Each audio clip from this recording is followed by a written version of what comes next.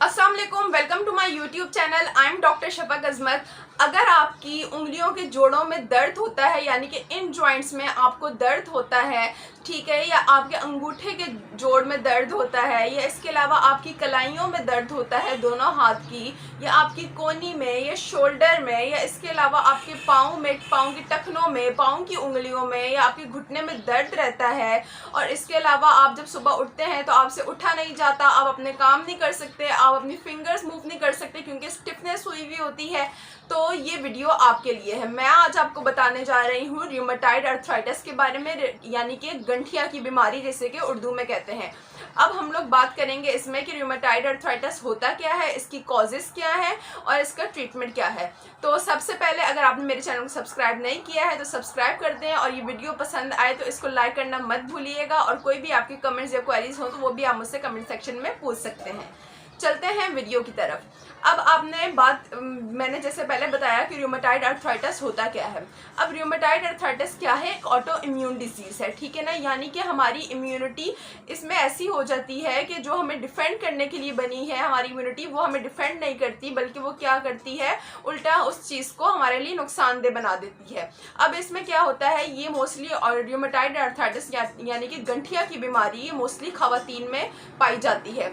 40 से 60 साल की उम्र में ये कॉमन होती है, और अगर इस दौरान ये हो जाए तो ये आपकी पूरी बॉडी को आहिस्ता आहिस्ता अपनी लपेट में ले लेती है। इसमें क्या होता है कि छोटे जॉइंट्स जो होते हैं वो इसका मोस्ट कॉमन टारगेट होते हैं, यानी कि आपके फिंगर के जॉइंट, या आपके थंब के जॉइंट्स, या आपके रिस्ट जॉइंट, इसी तरह आपके पाँव के जॉइंट्स, ठीक है ना, ये मेन टारगेट होता है रूमेटॉइड अर्थराइटिस का। इसमें कुछ टेस्ट डॉक्टर्स करवाते हैं कंफर्म करने के लिए कि रूमेटॉइड अर्थराइटिस आइदर है या नहीं है। इसमें जो टेस्ट होते हैं वो एक होता है ECR, अगर आपका ESR बड़ा हुआ है तो क्या है, रूमेटॉइड अर्थराइटिस हो सकता है। इसी तरह CPR यानी कि CRP यानी कि C रिएक्टिव प्रोटीन, अगर ये बड़ा हुआ है तब भी आपका ये रूमेटॉइड अर्थराइटिस हो सकता है। इसी तरह 2-3 और भी टेस्ट होते हैं, वो भी डॉक्टर करवाते हैं। अब अगर रूमेटॉइड अर्थराइटिस आपका कंफर्म हो जाता है तो इसके लिए आपको या तो किसी रूमेटोलॉजिस्ट को दिखाना चाहिए, या फिर आप किसी ऑर्थोपेडिक सर्जन या कोई भी डॉक्टर को दिखाएं, ताकि वो आपको आगे फर्दर रिकमेंड करें कि आपको किस डॉक्टर के पास जाना चाहिए। लेकिन बीइंग अ फिजियोथेरेपिस्ट मैं आपको इसकी कुछ एक्सरसाइजेस बताऊंगी जो आप घर में रह के आसानी तौर पर कर सकते हैं। तो सबसे पहले जो आपने एक्सरसाइज करनी है वो है फिंगर फ्लेक्स। फिंगर फ्लेक्स में आपने क्या करना है, आपने एक्सरसाइजेस से पहले मैं आपको जो एक चीज़ बता दूं वो है आइसिंग, ठीक है। आइसिंग आपने लाजमी करनी है। अगर जैसे कि आपका अभी पेन नया नया शुरू हुआ है तो उस पर आप आइसिंग करें। आइसिंग करने से क्या होता है, स्वेलिंग या इन्फ्लेमेशन जो होती है जॉइंट्स में वो कम हो जाती है, यानी कि आपने आइसिंग करनी है अपने जॉइंट्स में जहाँ पे भी आपको पेन हो रहा है। इसके अलावा एक्सरसाइज शुरू करने से पहले, जो कि मैं अभी आपको बताऊंगी, उससे पहले अगर 10-15 मिनट पहले आप पेन किलर ले लें, ठीक है, तो क्या होगा कि आप जो एक्सरसाइज करेंगे वो भी काफ़ी हद तक नॉर्मल हो जाएंगे। उसके लिए आप कोई भी एक पेन किलर ले सकते हैं, हमारे घर में भी अवेलेबल होती है, मार्केट्स में, या फार्मेसी से भी आप लेकर पहले एक्सरसाइज से पहले ले सकते हैं। फिर आप चलते हैं एक्सरसाइज की तरफ। एक्सरसाइज में जो नंबर 1 पे एक्सरसाइज है वो है फिंगर फ्लेक्स।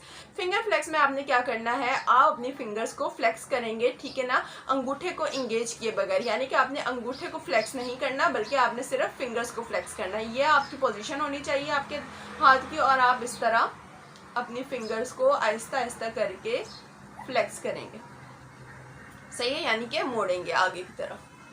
ये आपने करनी है फर्स्ट एक्सरसाइज, सही है। फिर उसके बाद आप जो सेकंड एक्सरसाइज करेंगे वो है आपकी टेंडन ग्लाइडिंग। टेंडन ग्लाइडिंग से अगर मैं आपको बताऊं तो ये हमारे हाथ से ही टेंडन जा रहा होता है, ठीक है ना। तो हम लोग अब इस रेंज पे हम लोग क्या करेंगे, इसकी एक्सरसाइज करेंगे। अब टेंडन ग्लाइडिंग में आपने क्या एक्सरसाइज करनी है, आप आहिस्ता आहिस्ता करके पूरी इस तरह कंप्लीट फिस्ट बनाएंगे, ठीक है ना। ये अब आपने पहले जो मैंने बताई थी उसमें आपने सिर्फ इतना फ्लेक्स करना था। अब टेंडन ग्लाइडिंग में आपने पूरी इस तरह मुट्ठी बनानी है, ऐसे, सही है। ये आप एक्सरसाइज करेंगे। फिर उसके बाद आ जाता है हमारे पास ग्रिपिंग। ग्रिपिंग में आपने क्या करना है, कोई भी हाथ में आप चीज़ ले सकते हैं। फॉर एग्जांपल आप कोई बॉल ले लें, या कुछ भी आपके पास आसपास पड़ा हुआ है तो वो ले लें। मैं क्या कर रही हूँ कि मेरे पास एक ही पाउच सा पड़ा हुआ है, मैंने ये ले लिया, ठीक है, और मैं इसको ऐसे करके ग्रिप कर रही हूँ, ठीक है।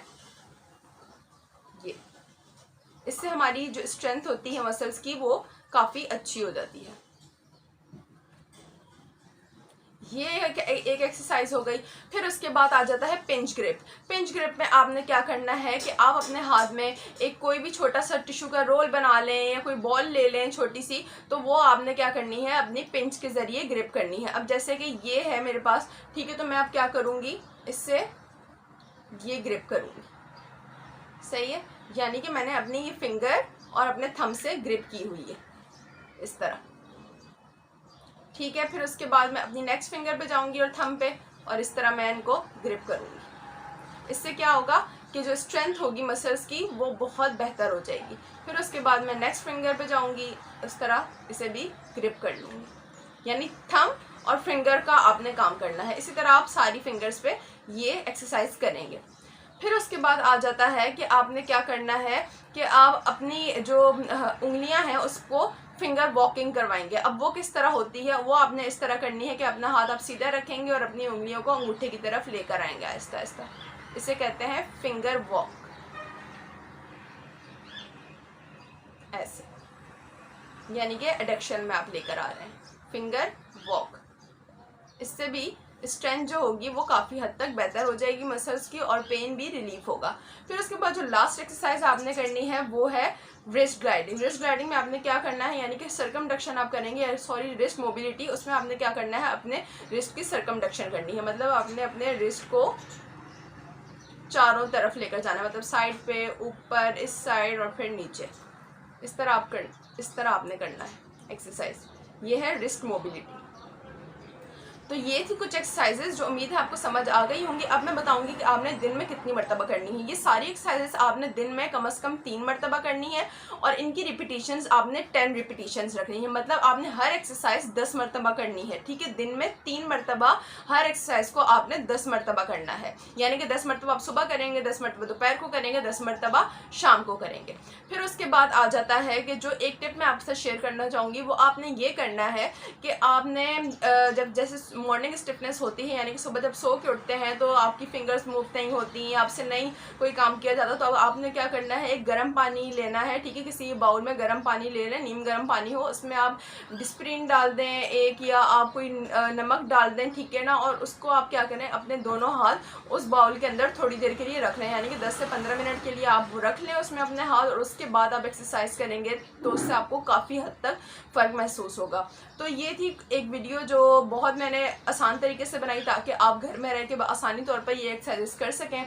तो उम्मीद है आपको समझ आ गई होगी। अगर मेरी वीडियो आपको पसंद आई हो तो मेरी वीडियो को लाइक करना मत भूलिएगा। कोई क्वेरीज या कमेंट्स हो तो आप मुझसे कमेंट सेक्शन में पूछ सकते हैं, और मेरे चैनल को सब्सक्राइब करना मत भूलिएगा। मिलते हैं नेक्स्ट वीडियो में। बहुत शुक्रिया, अल्लाह हाफिज़।